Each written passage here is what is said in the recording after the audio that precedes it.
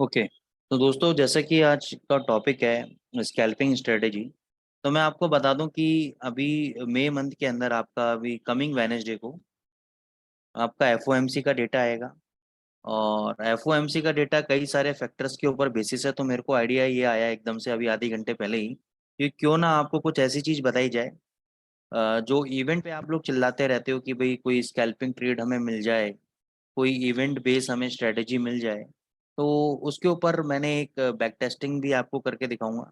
Simple से strategy है, कोई रॉकेट साइंस नहीं है उसके अंदर।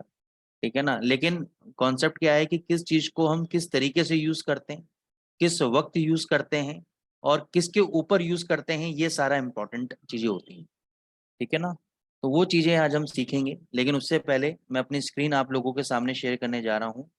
तो जिन लोगों के पास ये रिपोर्ट्स नहीं आती हैं, वो आप टेलीग्राम में फॉरेक्स विद अंकित गोयल है, या आप अंकित गोयल forex.com पे जाके बात कर सकते हैं और उनसे आप वीकली रिपोर्ट्स के बारे में ले सकते हैं। ठीक है ना? एक मिनट,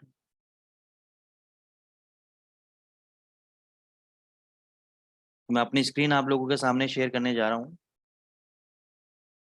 और ये जो वीकली एनालिसिस रिपोर्ट है दोस्तों, इसको आपको पढ़ना चाहिए। इसमें जो कंटेंट है उसको आपको समझना चाहिए। हालांकि ये इंग्लिश में है, हो सकता है बहुत से लोगों को। गाइस प्लीज मेरे सिस्टम पे ना लिखें, कितनी बार मैं मना करता हूँ लेकिन आप बच्चों की तरह जिद करते हैं। ठीक है ना? छोटा बच्चा होता है ना, बिल्कुल बिगड़ा हुआ बच्चा होता है, उसकी तरह आप लिखते हैं। तो प्लीज मेरे सिस्टम पे ना लिखें। तो ये जो वीकली एनालिसिस रिपोर्ट है, इसको आप पढ़ें। इसका कंटेंट अगर आपको इंग्लिश में समझ में नहीं आता है तो इसके कंटेंट को आप कॉपी करके गूगल पे Hindi English to Hindi converter पे जाके आप पढ़ सकते हैं। तो थोड़ा सा मैं इसकी झलक आपको दिखा दूं कि बेसिकली हम इसमें क्या क्या कवर करते हैं और कैसे कैसे आप लोगों को इसका बेनिफिट मिल सकता है। तो ये अभी वीकली एनालिसिस रिपोर्ट आपके टेलीग्राम चैनल पे अपडेट हो गया होगा, आप लोगों को मिल गया होगा। तो इसको थोड़ा सा देखते हैं। सबसे पहले आता है आपका इंपॉर्टेंट फंडामेंटल्स। तो market participant anticipate the Federal Reserve which is scheduled to make its monetary policy announcement on Wednesday will raise interest rate by a total of 25 basis point, यानी 5% से बढ़कर 5.25%। तो ये बोल रहे हैं भाई, यहाँ पे हम लोग बोल रहे हैं कि कमिंग वेडनेसडे को आपका मॉनेटरी पॉलिसी डिसीजन है किसका? अमेरिका के सेंट्रल बैंक फेडरल रिजर्व का। और वो हो सकता है कि इंटरेस्ट रेट आपका 25 बेसिस पॉइंट इंक्रीज कर दे, जो कि अभी 5% चल रहा है, तो 5.25% तक जा सकता है। और जब भी इंटरेस्ट रेट ऊपर आता है तो आपका डॉलर की वैल्यू ऊपर आती है।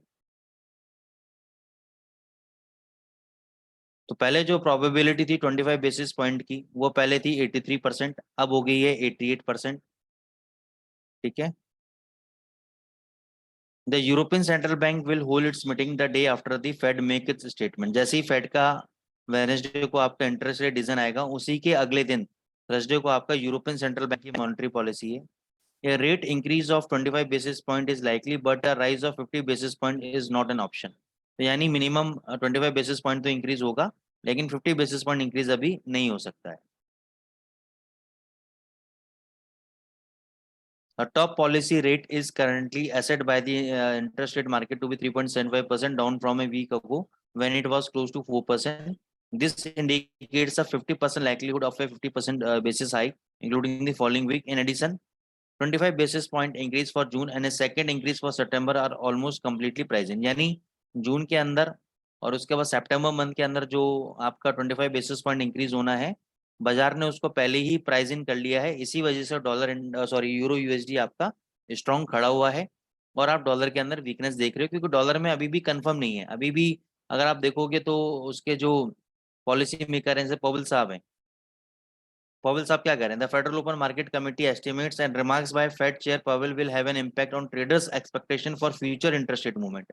Market focus will switch to the dot plots when Powell confirms that rate cuts are not on the table. मतलब जब डॉट प्लॉट्स को इन्होंने स्विच किया और देखा, मतलब डॉट प्लॉट्स एक चीज होती है, इसके बारे में कभी आप एडवांस करोगे तो मैं आपको समझाऊंगा इसके अंदर। ठीक है ना? ये हर स्टेटमेंट को कैसे डिकोड करा जाता है, सब एडवांस क्लासेस में मैं आपको समझाऊंगा। तो पॉवेल साहब कंफर्म कर रहे हैं कि अभी जो रेट कट्स हैं are not on the table. अभी हम रेट कट्स नहीं कर सकते, क्योंकि अभी इन्फ्लेशन लेवल अभी भी हाई है। और इनका टारगेट है 2% इन्फ्लेशन लेवल को लेकर आना, जो कि अभी मार्च में 5% के आसपास चल रहा है। And optimism return and positive tech earnings from Meta platform and Amazon surface. मतलब यूएस के अंदर जो टेक अर्निंग्स है, यानी जो आईटी सेक्टर के जो डेटाज आए, बहुत अच्छे डेटाज आए, और डेटाज आईटी सेक्टर के डेटाज आने से यूएस डॉलर के अंदर एक बियरिशनेस रहा, और जो बियर्स को ये लोग काफी हैवी रहा बियर्स बुल्स के ऊपर, और बियर्स के लिए फेवरेबल रहा है। ठीक है ना, बियर्स के लिए फेवरेबल रहा क्योंकि आईटी सेक्टर का, क्योंकि जो रिलेशन होता है डॉलर का वो एक्सपोर्ट इम्पोर्ट से होता है। तो बहुत सारे फैक्टर्स में काम करते हैं कि एक्सपोर्टर को कैसे बेनिफिट मिलता है डॉलर के रेट के ऊपर जाने से, नीचे जाने से। तो पूरी थ्योरी है बेसिकली। तो पूरी थ्योरी अभी इस वेबिनार के बियॉन्ड है, लेकिन मैं आपको धीरे धीरे जब आप एडवांस में आएंगे मैं सब समझाऊंगा आपको। फिर इसके बाद आता है आपका कमिंग अहेड, ये आने वाले वीक के अंदर कौन कौन से डेटा पॉइंट्स हैं। तो सबसे पहले जो आपका डेटा पॉइंट है मंडे को, वो आपका मैन्युफैक्चरिंग प्राइस पेड इंडेक्स और आईएसएम मैन्युफैक्चरिंग पीएमआई डेटा है। Measure of the European markets आपके बंद रहेंगे। यूनाइटेड किंगडम के अंदर लेबर डे है, तो इसलिए बाजार बंद रहेगा, और आपको मंडे को बहुत ही लो लिक्विडिटी देखने को मिलेगी। फिर आपका यूके का मैन्युफैक्चरिंग पीएमआई डेटा आएगा ट्यूसडे को, followed by JOLTS factory orders and jobs opening data from the US. ये इंपॉर्टेंट डेटा है जॉब्स ओपनिंग से रिलेटेड।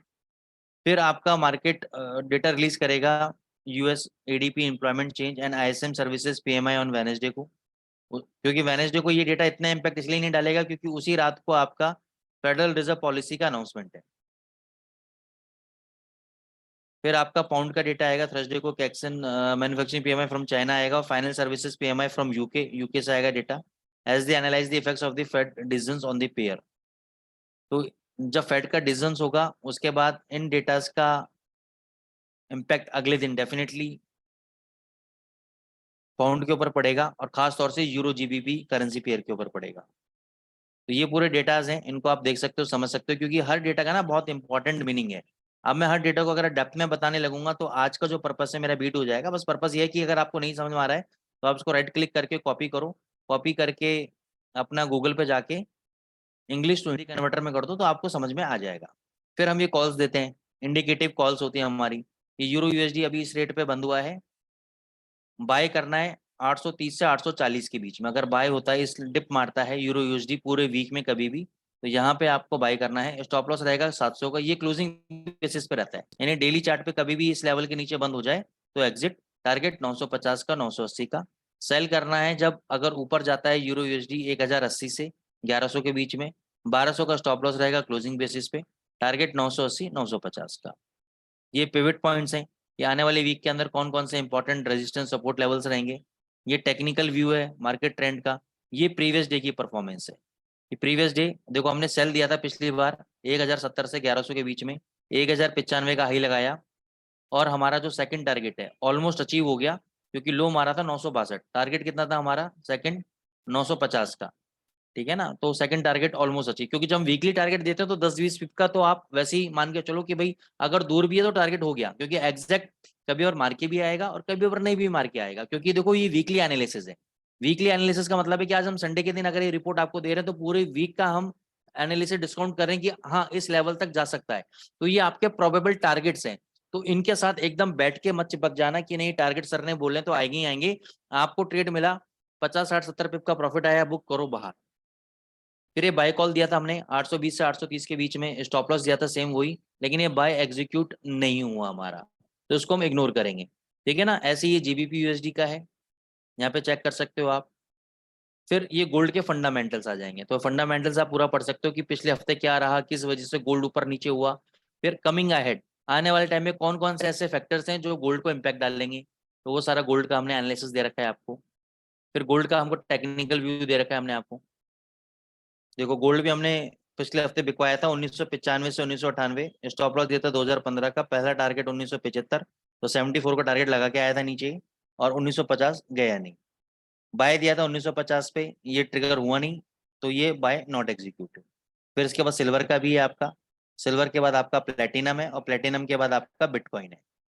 तो प्लेटिनम भी एक अच्छा कमोडिटी है, फिर बिटकॉइन है। ठीक है ना, तो ये लेवल्स आप चेक कर सकते हो, बहुत बढ़िया है। ये रिपोर्ट्स को पूरा स्टडी कर सकते हो, आपको टेलीग्राम पे मिल जाएगा। अब हम आते हैं अपने टेक्निकल एनालिसिस पार्ट।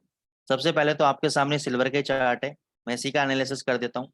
ये जो आपको रिवर्सल देखने को मिल रहा है, ये बहुत बढ़िया जो रिवर्सल्स आपको देखने को मिल रहे हैं यहाँ पर, ये बता रहा है कि जब भी सिल्वर नीचे जा रहा है इसको बाइंग प्रेशर मिल रहा है, इसको क्या मिल रहा है, बाइंग प्रेशर मिल रहा है।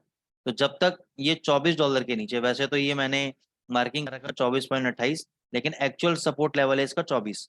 जब तक ये $24 के नीचे बंद नहीं होगा, सिल्वर के अंदर तेजी है।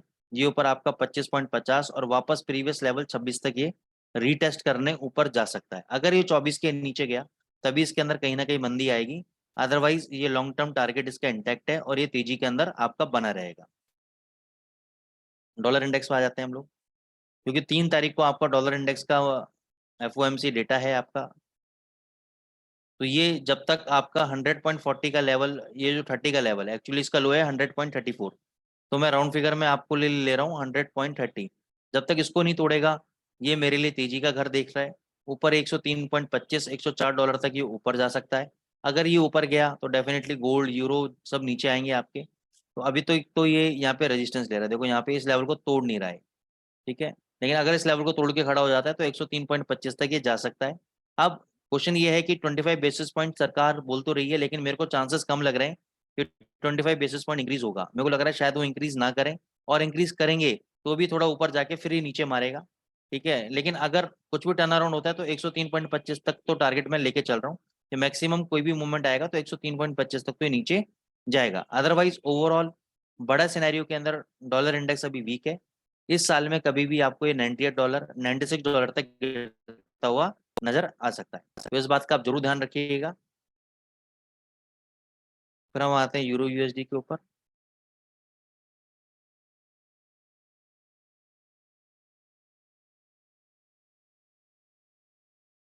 ये जो प्रीवियस एक रेजिस्टेंस है आपका, ये देखो ये सपोर्ट था, सपोर्ट टूट के रेजिस्टेंस बना। ये जो लेवल है आपका ये 1168, यानी 1200 ले लो आप राउंड फिगर के अंदर। जब तक ये 1200 के ऊपर बंद नहीं होता तो बहुत ज्यादा तेजी इसके अंदर नहीं आएगी। तो इसलिए अगर डॉलर इंडेक्स अभी से ऊपर चला तो ये यहाँ से नीचे गिर के 837 और उसके भी नीचे 750 तक नीचे आ सकता है। इसलिए अगर आपको बाय करना है पूरे वीक के अंदर, आराम से बैठना, आराम से बैठो, 800 के आसपास आता है तब बाय पोजीशन बनाना। स्टॉप लॉस 700 कर लेना क्लोजिंग बेसिस पे, और टारगेट ऊपर 950 980 जो भी मिल जाए आपको प्रॉफिट बुक करके आप बाहर आ सकते हो। ऊपर शॉर्ट कहाँ करना है आपको, इंटरडे में बता रहा हूँ, डेली चार्ट में कभी भी अगर आपको ये 1150 के आसपास मिल जाता है यूरो USD, तो यहाँ पे सेल पोजीशन बना लेना। अब 1150 के आसपास का मतलब क्या है, 1130 भी हो सकता है, 1140 भी हो सकता है, 1120 भी हो सकता है। वो लेवल्स उस वक्त आपको देखने पड़ेंगे कि यूरो USD किस लेवल पे रेजिस्टेंस ले रहा है। इस लेवल के आसपास आपको शॉर्ट करना है। स्टॉप लॉस रखना है आपको 1200 के आसपास, ये आपका स्टॉप लॉस रहेगा 1200 के आसपास क्लोजिंग बेसिस पे। और टारगेट आपके 100 पिप कम से कम नीचे की तरफ रहेंगे, 100 पिप कम से कम नीचे की तरफ। ये सारे लेवल्स लिख लो, ये सारे लेवल्स आपके काम देंगे और यही लेवल्स पे आपको प्रॉफिट होगा। वीकली एनालिसिस में भी हम इसी के आसपास लेवल्स देते हैं आपको, और यही सारे काम देते हैं।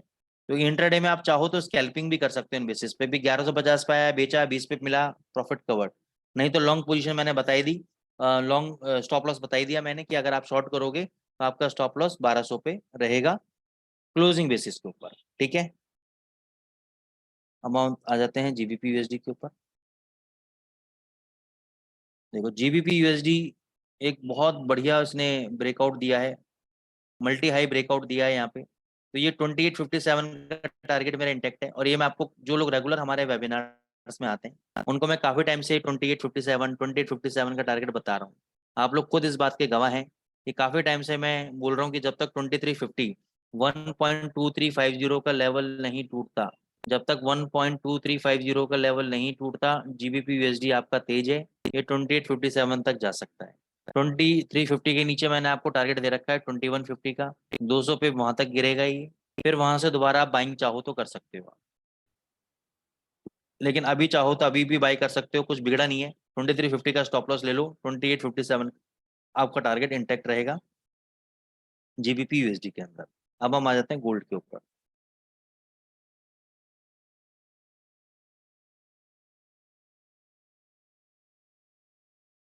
दोस्तों गोल्ड जब तक 2015 के ऊपर नहीं चलेगा तब तक इसमें तेजी नहीं आएगी। लेकिन यस, अभी ये देखो बार बार ही 1974 1975 से ये क्या ले रहा है, सपोर्ट ले रहा है। तो एक ट्रेड आप बाय का अभी ले सकते हो 1974 के स्टॉप लॉस के साथ, और ये ऊपर आपका 2015 2020 तक जा सकता है। मैक्सिमम रेजिस्टेंस अभी इसका जो नेक्स्ट रेजिस्टेंस है 2040 से 2050 के बीच में इसका मेजर रेजिस्टेंस है। जब तक इसके ऊपर सस्टेन नहीं करता गोल्ड, तब तक ये सेल ऑन राइज है, मतलब ऊपर बेचो, ऊपर जाएगा शॉर्ट करो, ऊपर जाएगा शॉर्ट करो। ठीक है। नीचे कहाँ तक गिर सकता है ये? 1935 तक। 1935 का स्ट्रॉन्ग सपोर्ट लेवल है। 1935 के नीचे बंद हुआ तो ये 1900 तक आएगा, नहीं तो ये 1950 पे आपका साइकोलॉजिकल रेजिस्टेंस सपोर्ट लेवल है, जहाँ पे बड़े बड़े इंस्टीट्यूशंस ने बाइंग बना रखी है। लेकिन आप इसके ट्रैप में मत फंसना, क्योंकि इस बार अगर इसने 1970 तोड़ा तो 1950 में एक बार ये इंट्राडे तो ले सकता है, लेकिन ये तोड़ के अगर ये 1940 और 45 के बीच में आता है तो आप बाई करना 1935 के स्टॉप लॉस के साथ। वहां से आपको अच्छा खासा बाउंस बैक मिलेगा। अभी के लिए चाहो तो एक ट्रेड बाय का ले सकते हो 1970 के स्टॉप लॉस के साथ, क्योंकि ये अब 1970 क्या है ना, 70 मार के 80 आ जाता है, 74 मार के 95 आ जाता है। तो इसको क्लोजिंग बेसिस पे रखो स्टॉप लॉस को। अगर ये मान के चलो 1 घंटा या 2 घंटा कम से कम 1970 के नीचे ट्रेड हो गए तो एग्जिट करना है। अदरवाइज ये एकदम स्पाइक मार के ऊपर आ गए तो सिर्फ ये आपका एसल हंट करके ऊपर आएंगे, तो वो काम मत करना। तो इसलिए थोड़ी सी हिम्मत रखना। 1974 1970 काट जाता है तो ये मत समझना कि एसएल कट गया, नहीं।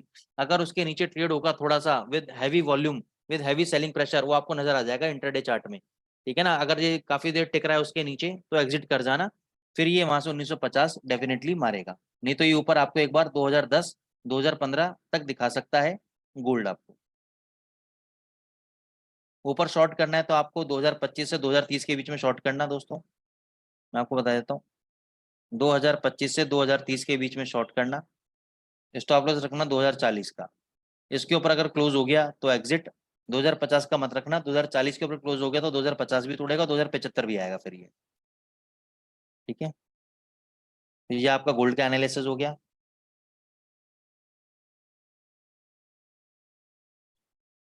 यूएसडी जेपीवाई ने देखो कितना बढ़िया आपको एक चाल दिया, लेकिन मेरे को लग नहीं रहा है कि 137.64 का लेवल्स को तोड़ना चाहिए। ये यहाँ पे अगर जाता है 137.64 के आसपास अगर जाता है तो यहाँ पे एकदम से शॉर्ट मत मारना, यहाँ पे वेट करना कोई बेरिश कैंडल फॉर्मेशन हो आपका, कोई बेरिश कैंडल बन जाए उसके बाद शॉर्ट पोजीशन बनाना। नहीं तो ये अदरवाइज अगर 137.64 के ऊपर अगर बंद हो गया तो अगला टारगेट 140 का ही है सीधा इसका। लेकिन अभी इसकी प्रोबेबिलिटी मेरे को लग रहा है कि शायद ये, क्योंकि रीजन क्या है, एक और चीज मेरे को अभी भी नजर आई, क्योंकि चार्ट में मैं कभी भी ये रिवर्सल देखता हूँ इस टाइप का, और उस रिवर्सल के बाद अगर ये मैं देखता हूँ ये लो नहीं टूटता, तो 90% केसेस में ये प्रीवियस हाई को तोड़ देता है।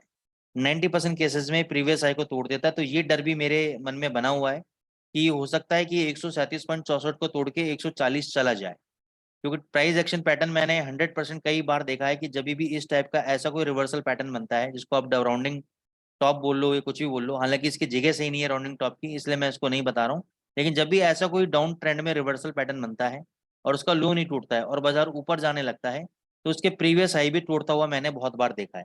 तो इसको तोड़ के ऊपर 140 भी जा सकता है यूएसडी जेपीवाई। तो उसके अंदर मैं बुलिश हूँ, तो उसके अंदर आप बाय कर सकते हो। एयूडी यूएसडी में अभी कुछ बन नहीं रहा है, ज्यादा कोई खास कुछ बन नहीं रहा है पैटर्न। जीबीपी जेपीवाई,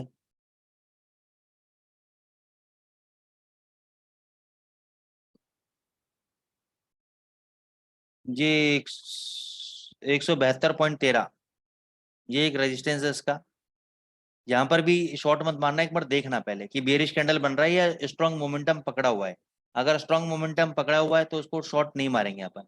कई लोग क्या करते हैं, एंटीसिपेशन में शॉर्ट मार देते हैं। एंटीसिपेशन का मतलब क्या है, वो ये कहते हैं कि भाई यहाँ पे एक रेजिस्टेंस लेवल है, तो रेजिस्टेंस लेवल पे पहले ही बिल्ड लगा दो, तो इसको टच करके कुछ तो नीचे आएगा, हम प्रॉफिट बुक कर लेंगे। वो गलती मत करना, वो गलती मत करना, क्योंकि लोग क्या करते हैं इसी चक्कर में रह जाते हैं कि यार मैं थोड़ा एकदम टॉप पे बेचूंगा माल अपना।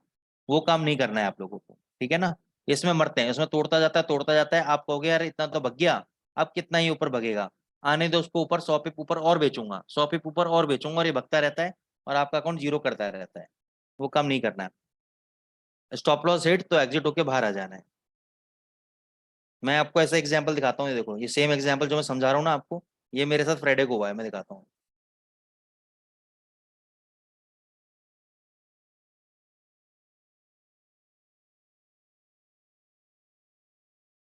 ये देखो, यहाँ पे प्रीवियस रेजिस्टेंस था, यहाँ से देखो कैट जेपीवाई पहले भी गिरा है।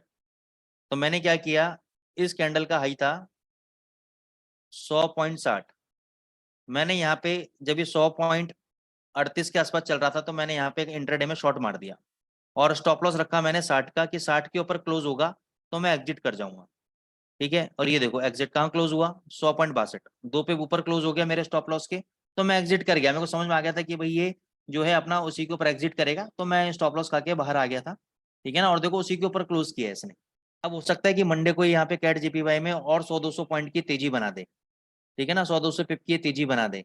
तो ये सेम सिचुएशन जीबीपी जीपीवाई के अंदर बन रही है। इसलिए मैंने आपसे कह रहा हूँ कि ये पहले से ही शॉर्ट मत मारा करो, पहले कोई कैंडल बनने दो, बेरिश पैटर्न बनने दो। या तो आप इतनी हिम्मत तो आपके अंदर कि भाई स्टॉप लॉस काट लो, आप स्टॉप लॉस काट लो तो आप ये ट्रेड कर सकते हो, नहीं तो आप ट्रेड मत करो। पहले बेरिश पैटर्न देखो, बेरिश पैटर्न बनता है तो ही शॉर्ट मारना है आपको। ये सब मैं काम कर चुका हूँ, इसलिए मैं आपको पहले बोल रहा हूँ ये काम नहीं। मेरे को पता है कि स्टॉप लॉस खा गया मेरा, मैंने एग्जिट करा, खत्म बात। अब चाहे नीचे आ जाए कुछ भी आ जाए, मेरे को कोई वास्ता नहीं है, फिर मैं दूसरा ट्रेड देखूंगा मैं। ठीक है ना, मैं उसको रोता नहीं रहूंगा उसको पकड़ के कि नहीं मेरा ऐसा खा गया, मैं काश नहीं काटता, वहां से 100 पे गिर गया ये मंडे को नीचे, मैं वेट ही कर लेता थोड़ा सा मंडे का। ये सब नहीं, ट्रेड काटना है तो काटना है। ठीक है, nobody is perfect in this world. अगर आप सोचो कि ऐसा कोई बंदा है जो 100% प्रॉफिट कमाता है, तो कोई भी बंदा ऐसा एग्जिस्ट नहीं करता भगवान के अलावा, इसमें कुछ है नहीं। जो भी आपको स्टेटमेंट है सब फर्जीवाड़ा होता है सारा दिखाने का। ये देखो, ऐसे ही कई लोगों ने देखा कि यार प्रीवियस रेजिस्टेंस से ये प्राइजेस नीचे आ जाएंगे, लेकिन क्या हुआ, इंट्राडे में तोड़ गया, कितना ऊपर बंद हुआ है। अब हो सकता है ये 85 को इसके लेवल को टच कर जाए, या पहले थोड़ा सा करेक्शन दे यहाँ पे फिर ऊपर भग जाए। तो ये सब काम मत करा करो, ठीक है ना।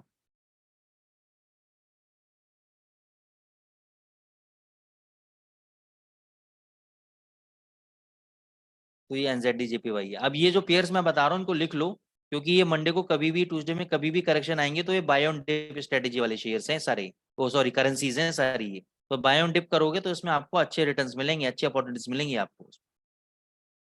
तो थोड़ा समझदारी के साथ काम करोगे तो मिल जाएगा। चलो, एनी हाउ अब हम चलते हैं अपने आज के टॉपिक की तरफ। ये आपका वीकली एनालिसिस हो गया आपका। ये जो करेंसी पेयर्स बताए मैंने, इसके अंदर आप अपने ट्रेड्स को फाइंड आउट करो, देखो। ठीक है ना। अब क्वेश्चन आता है, आज हम बात करेंगे दोस्तों नॉन फार्म पेरोल डेटा की, क्योंकि नॉन फार्म पेरोल डेटा एक ऐसा डेटा है, एक आपका ऐसा फिगर है जो कि आपके फेड की मॉनेटरी पॉलिसी को इम्पैक्ट डालता है, जो कि आपकी फेड की मॉनेटरी पॉलिसी को इम्पैक्ट डालता है। उसको जब तक आप नहीं समझोगे, क्योंकि ये फंडामेंटल का एक, पहले भी मैं आपको इंटरेस्ट रेट, इन्फ्लेशन, डॉलर के ऊपर समझा चुका हूँ। पहले मैं थोड़ा सा एनएफपी डेटा के बारे में आपको बताऊंगा, और उसमें स्कैल्पिंग ट्रेड कैसे करना है वो आपको मैं समझाऊंगा। Non farm payroll data, non farm payroll data एक यूएस का डेटा है जो कि लेबर मार्केट डेटा को इंडिकेट करता है। किसको इंडिकेट करता है, लेबर मार्केट डेटा को इंडिकेट करता है। अब कोई भी कंट्री हो दोस्तों, एम्प्लॉयमेंट जो होता है उसका बैकबोन होता है किसी भी इकोनॉमिक ग्रोथ का। अब मान के चलो अगर भारत के अंदर अनएम्प्लॉयमेंट लेवल हाई हो तो क्या होगा, अनएम्प्लॉयमेंट लेवल अगर हाई हुआ तो ऑब्वियस सी बात है लोगों के पास इनकम नहीं होगी, लोग खर्चा नहीं कर पाएंगे न डेली की जरूरतों पे, न लग्जरीज के ऊपर।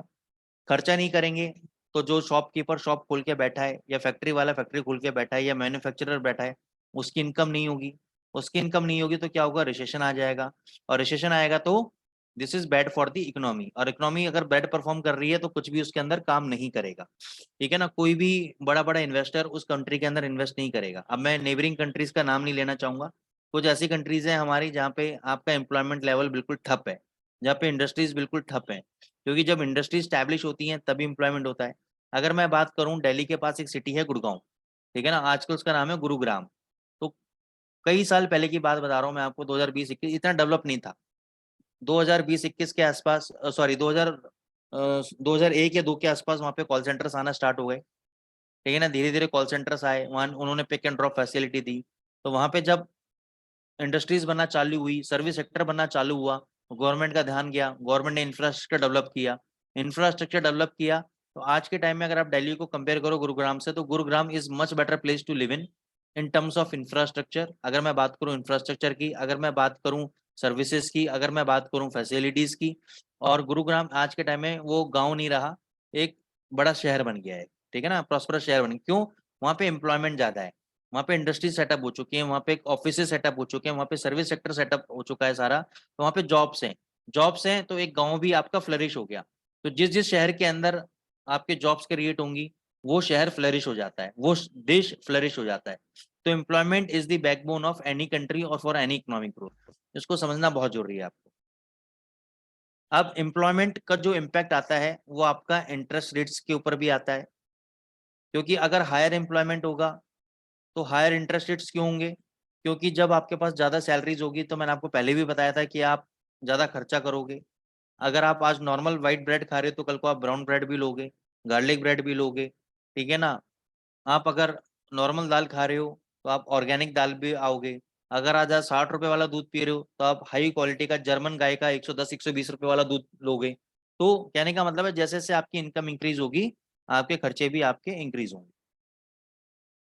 अब बात करते हैं कि इनमें कौन कौन सी कैटेगरीज के लोग आते हैं। देखो, इन सबको छोड़ दो, आप गवर्नमेंट एम्प्लॉयज को छोड़ दो, प्राइवेट हाउस होल्ड एम्प्लॉयज को छोड़ दो, एनजीओ वाले लोगों को छोड़ दो, नॉन प्रॉफिट एम्प्लॉयज को, और फार्मिंग वाले जो किसान होते हैं, जो फार्मिंग करते हैं, इन एम्प्लॉयज को छोड़ दो। तो बाकी के बाकी 80% ऑफ ऑल यूएस एम्प्लॉयज, जितना भी 80% तबका है, उन सबका डेटा ये कैलकुलेट करता है, ठीक है ना?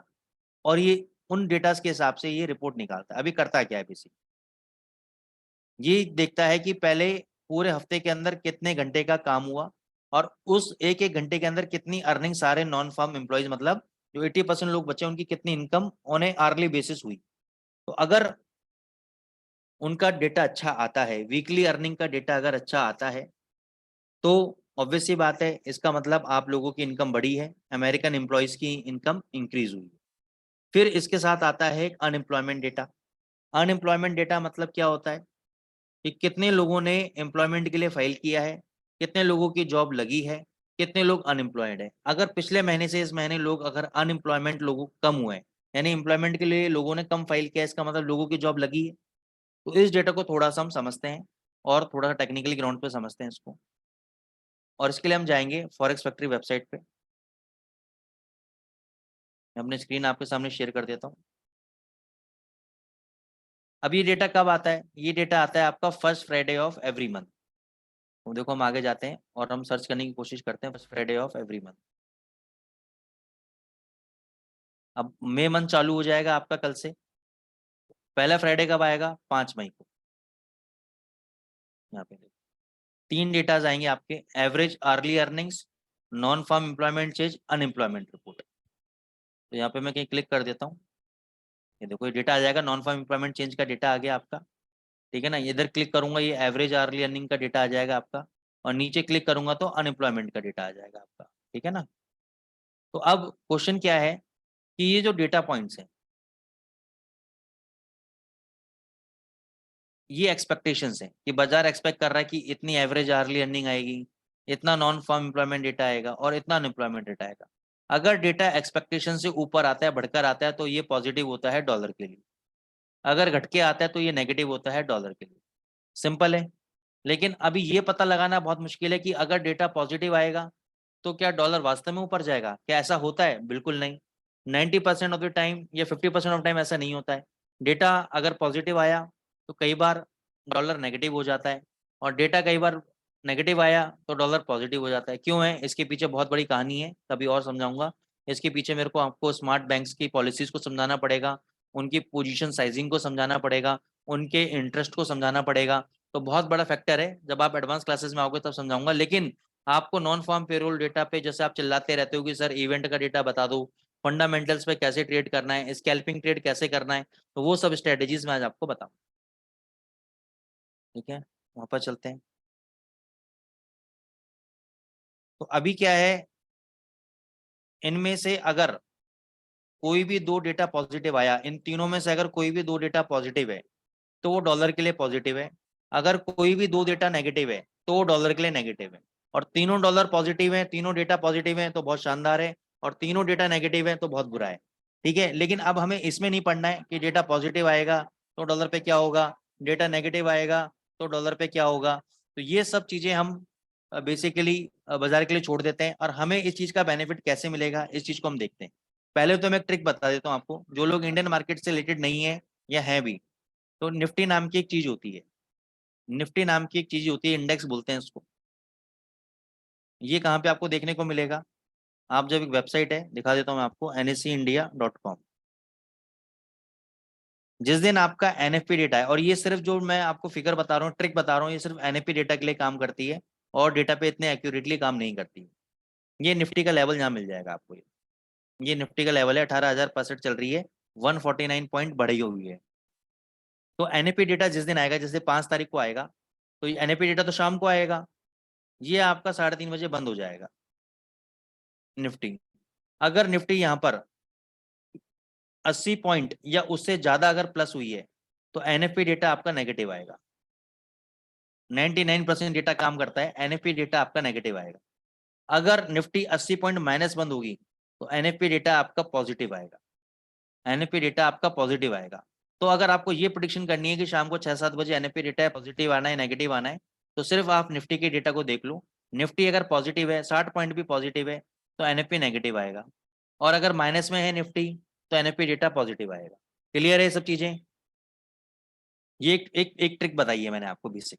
अब इसको ट्रेड करना कैसे भाई, आप इतना देखो, फंडामेंटल डेटा, अब ये non farm payroll data positive आएगा नेगेटिव आएगा, इसका भी तरीका है, इसका भी तरीका है मेरे पास, मैं और भी तरीके बता सकता हूँ, लेकिन उसके लिए आपको हमारी एडवांस क्लासेस को ज्वाइन करना पड़ेगा। अब इसमें तरीका क्या है काम करने का, वो मैं आपको बता देता हूँ।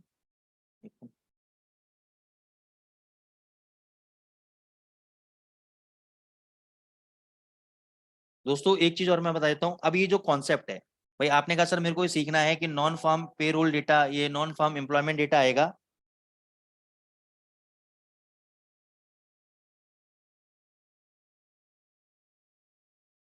ठीक है ना, नॉन फार्म पेरोल डेटा आएगा, ठीक है। अब इसको डेटा को हमें कैसे जज करना है, कौन से सर ऐसे फैक्टर हैं जिसके बेसिस पे मैं ये प्रिडिक्शन कर सकता हूँ कि 99% की डेटा आएगा। अब इनके कुछ डेटा पॉइंट्स होते हैं दोस्तों, ये सारे डेटा पॉइंट्स हम अपने एडवांस कोर्सेज के अंदर कराते हैं। एडवांस कोर्सेज के अंदर हम बेसिक से लेके एडवांस लेवल तक आपको पूरा का पूरा बताते हैं, ठीक है। आपको जीडीपी डेटा कैसे निकलेगा, इंटरेस्ट रेट, मैं आपको ये भी कैलकुलेशन बता दूंगा कि एफओएमसी जो इंटरेस्ट रेट है बढ़ाएगी या घटाएगी, ये कैसे कैलकुलेट करते हैं, ठीक है ना, ये सारा फंडामेंटल्स पे कैसे ट्रेड करते हैं। आज मैं सिर्फ आपको एक तरीका बताऊंगा कि नॉन फार्म पेरोल पे कैसे ट्रेड करते हैं, बहुत ही सिंपल तरीका है। सीपीआई डेटा पे कैसे ट्रेड करेंगे उसका एक अलग तरीका है, जीडीपी डेटा पे कैसे ट्रेड करेंगे उसके कैंडलस्टिक पैटर्न्स पे अलग तरीका है। तो ऐसा नहीं है कि एक ही जो लॉ है वो सब पे चलेगा, नहीं, इसीलिए तो हमने एडवांस कोर्स डिजाइन किया है। तो हमारा 1 मई से एडवांस कोर्स स्टार्ट हो रहा है। तो जो भी चाहता है कि भाई मैं स्ट्रेटजी सीखूं, कॉन्सेप्ट्स को सीखूं, ट्रिक सीखूं, बाजार में पैसा बनाना कैसे बनाना है, तो आप हमारे एडवांस कोर्स में ज्वाइन कर सकते हैं। आप forex-with-ankit-goel.com पे जाकर या टेलीग्राम पे एडमिन को कांटेक्ट कर सकते हैं जाकर, और वो आपको कोर्स की डिटेल पूरा का पूरा दे देंगे। मैं आपको गारंटी दे सकता हूँ कि आपके लाइफ चेंजिंग कोर्स होगा, लाइफ चेंजिंग इवेंट होगा। इसके बाद आपको कुछ भी करने की जरूरत नहीं पड़ेगी। यहाँ पे हम आपको स्ट्रेटेजी मेकिंग से लेकर, स्ट्रेटेजी डेवलपमेंट से लेकर, स्ट्रेटेजी बैक टेस्टिंग से लेकर सब चीज़ आप इसके अंदर हम आपको बताएंगे। और ये एक ऐसा अपने आप में कोर्स है कि ऐसे ऐसे कॉन्सेप्ट हम आपको बताएंगे जो कोई भी इंस्टीट्यूट में अदर कोई ट्रेनर आपको नहीं बता पाएगा। क्योंकि यहाँ पे मेरे को 15 साल हो गए इस इंडस्ट्री के अंदर, और जो लोग यहाँ पे नए नए ट्रेनर आके पूरे नए नए बच्चे हैं, जो लोग यूट्यूब पे अपना चैनल खोल लेते हैं या थोड़ा सा पढ़ लेते हैं, सीख लेते हैं और अपने ज्ञान बता लेते हैं, यहाँ 15 साल में मैंने हर साइकिल देखी है, हर पॉइंट को चेक किया है, हर चीज इन डेप्थ देखी है। तो वो जो अपनी नॉलेज है वो सारी की सारी मैं आपको इसके अंदर कोर्स के अंदर दूंगा। अब नॉन फॉर्म एम्प्लॉयमेंट चेंज पे आपको कैसे, कोई भी आप फंडामेंटल देख लेना, एक भी वर्ल्ड इंडिया में तो आपको खासतौर से एक भी ट्रेनर ऐसा नहीं मिलेगा जो फंडामेंटल पे कैसे ट्रेड करना है, अलग अलग डेटा पॉइंट्स को कैसे देखना है, हर हर डेटा इवेंट का एक अलग स्ट्रेटेजी कोई भी नहीं बता पाएगा, मेरा चैलेंज है, ठीक है ना। अब इस कोर्स के बाद चाहे कोई बता दे, कोई स्टूडेंट ही मेरा ट्रेनर बन जाए तो बात अलग है, ठीक है ना। अब नॉन फॉर्म एम्प्लॉयमेंट पे आपको कैसे ट्रेड करना है इसको समझते हैं। इसके लिए मैं क्या करता हूँ, मैं 6 महीने का आपको 4-5-6 महीने का डेटा दिखा देता हूँ। डेटा मैं बहुत पुराना भी दिखा सकता हूँ, लेकिन ये बात तय है कि अगर मैं 6 महीने का डेटा में आपको प्रॉफिट दिखा रहा हूँ तो 1-2 महीने अगर आपको नुकसान भी लग गया तो कोई भी आपको दिक्कत नहीं है, क्योंकि 12 महीने दिवाली नहीं होती, 12 महीने ईद नहीं होती। 10 महीने भी अगर आपने कमा लिया तो आप सफिशिएंट है, 2 महीने लॉस देना भी हमें चाहिए।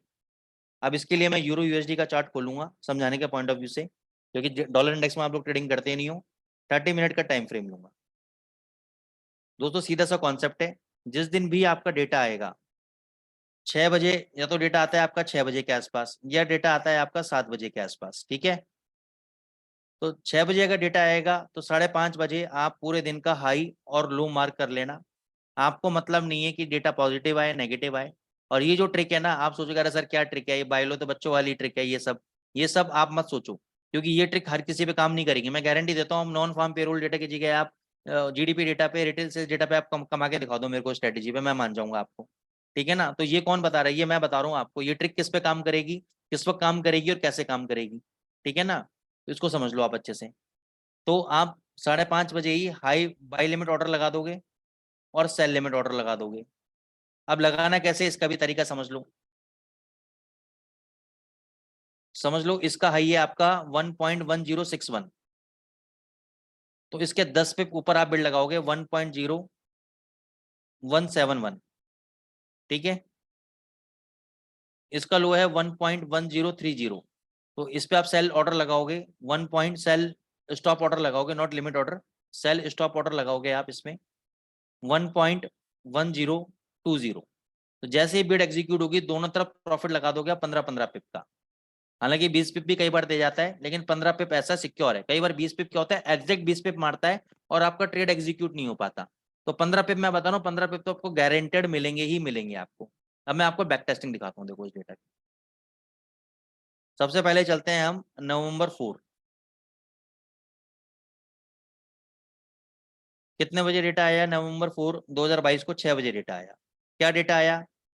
एवरेज अर्ली अर्निंग कितनी आई आपकी? 0.4%। बाजार क्या एक्सपेक्ट कर रहा था? 0.3%। बढ़ के आई तो पॉजिटिव है डॉलर के लिए। एम्प्लॉयमेंट डेटा बढ़ के आया, पॉजिटिव है डॉलर के लिए। लेकिन अनएम्प्लॉयमेंट रेट भी आपका बढ़ के आया है दोस्तों, यानी लोगों की इनकम तो बढ़ी है, अर्ली अर्निंग, लेकिन ज्यादा जॉब्स नहीं लगी हैं, जॉब्स फाइल क्लेम करने वाले ज्यादा थे, तो ये नेगेटिव है। तो दो डेटा पॉजिटिव, एक डेटा नेगेटिव। तो क्या है, डॉलर के लिए पॉजिटिव और यूरो के लिए नेगेटिव। तो लेकिन अभी हमें इसमें नहीं पढ़ना है कि डेटा नेगेटिव आया पॉजिटिव आया, हमें ये देखना है कि हमें पैसे चाहिए, हमें तो अपने 15 पिप चाहिए। तो मैं जाता हूँ अब, कौन सा डेटा है, 4 नवंबर को। वो मैं आपको फंडामेंटल क्लासेस में, कोर्सेज जब आप एनरोल करेंगे तब मैं आपको बताऊंगा कि कैसे पॉजिटिव और नेगेटिव को डिकोड करना है। अगर अभी आपको कुछ भी नहीं करना है तो सिंपल सा ट्रिक है, देखो 4 नवंबर का डेटा है ये वाला आपका, ये 4 नवंबर का चार्ट है। 5:30 बजे आपने एक हाई मार्क किया और 5:30 बजे आपने एक लो मार्क किया। 10 पिप ऊपर आपने बिड लगा दी बाइंग की, 10 पिप नीचे सेल स्टॉप ऑर्डर लगा दिया सेलिंग के लिए, 15-15 पिप का टारगेट लगा दिया। ये देखो सेल ट्रेड आपका एग्जीक्यूट नहीं हुआ, बाय ट्रेड एग्जीक्यूट हो गया, सीधी मूवमेंट, 15 पिप मिल गए, प्रॉफिट बुक। चलो आगे चलो। उसके बाद डेटा आ जाता है आपका December 2। क्या डेटा आया है December 2 के अंदर? एवरेज आर्ली अर्निंग बढ़ के आई, नॉन फार्म पेरोल डेटा बढ़ के आया, अनएम्प्लॉयमेंट रेट डेटा में कोई भी चेंजेस नहीं है, तो which is positive for the dollar and negative for the euro USD. तो 2 दिसंबर देखते हैं चल के।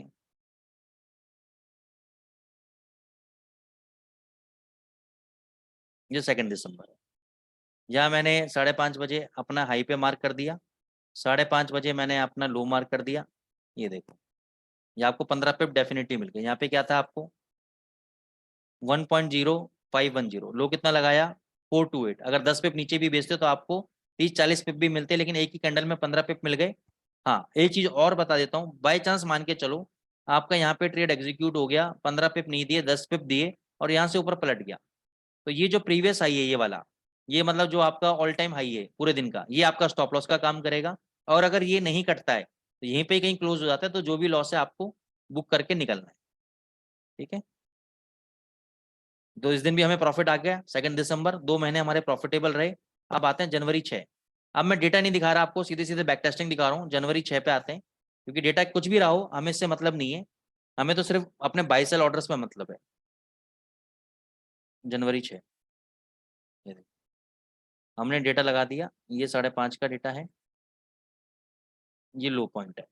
तो देखो सेल एग्जीक्यूट नहीं हुआ आपका, 10 पिप के फिल्टर के कारण यहाँ पे बाय एग्जीक्यूट हो गया, बाय के बाद नीचे क्या प्राइजेस, फिर ऊपर 15 पिप मिल गए, प्रॉफिट बुक, खत्म बात।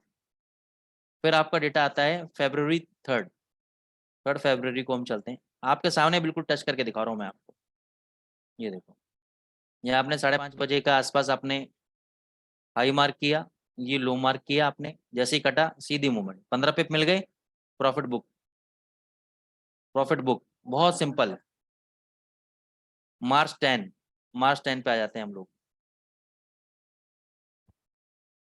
देखो कोई भी महीना आपका लॉस का नहीं जा रहा। ये देखो, ये मार्क किया आपने हाई, ये मार्क किया लो, जैसे हाई कटा 15 पिप का movement, profit book, profit book. Simple तरीका बता रहा हूँ मैं आपको बिल्कुल।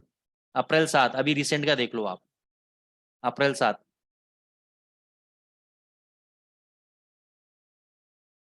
ये देखो, ये हाई मार्क किया, ये लो मार्क किया, जैसे शॉर्ट के कितना बड़ा स्पाइक मारा, देखो प्रॉफिट बुक हो गया 15 पिप का। उसके बाद कहीं भी जाए, इमीडिएट रिएक्शन चाहिए हमें बस, इमीडिएट रिएक्शन में 15 पिप मिल गए, हम लोग आउट।